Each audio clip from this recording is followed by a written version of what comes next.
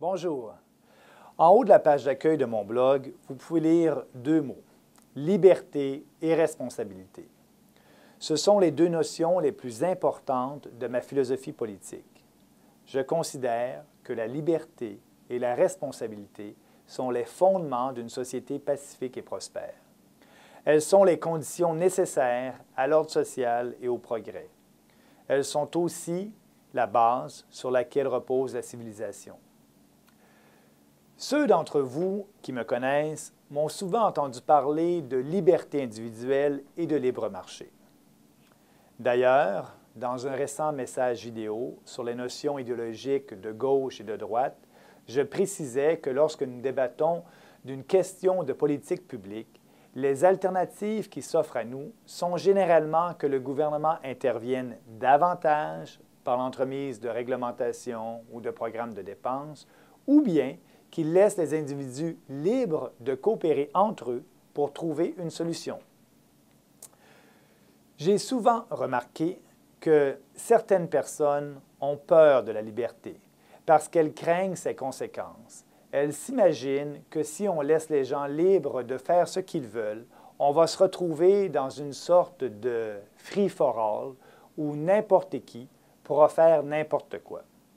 Par exemple, les gens seront libres de voler, de polluer ou d'avoir des comportements dangereux qui causeront du trouble à tous les autres. En un mot, ces personnes ont peur d'être la victime de la liberté des autres. Elles pensent que ce sont elles qui subiront les conséquences des actions des autres.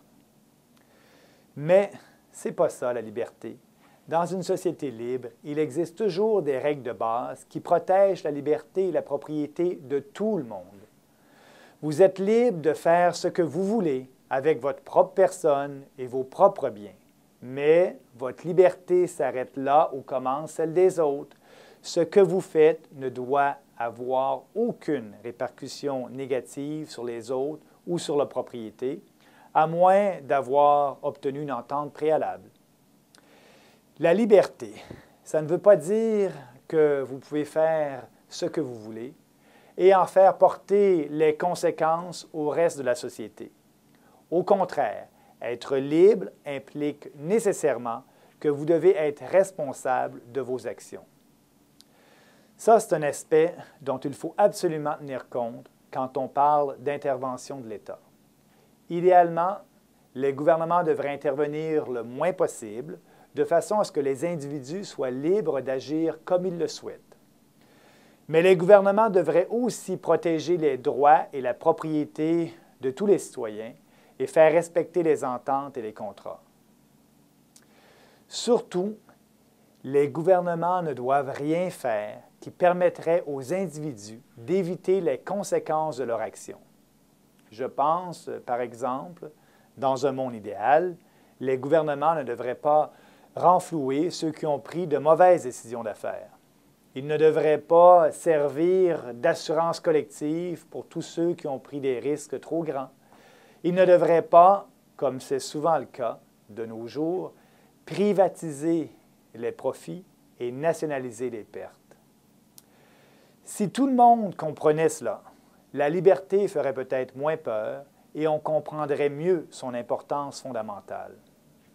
Personnellement, je crois que les Canadiens sont des gens intelligents et responsables à qui on peut faire confiance.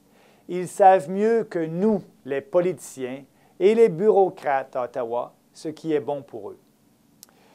Je vous laisse sur une excellente citation du grand économiste et philosophe Frédéric Hayek, et je cite, « La liberté ne signifie pas seulement qu'une personne a le droit de choisir et qu'elle porte le fardeau de ses choix, mais aussi qu'elle doit assumer les conséquences de ses actes pour lesquels elle sera félicitée ou blâmée.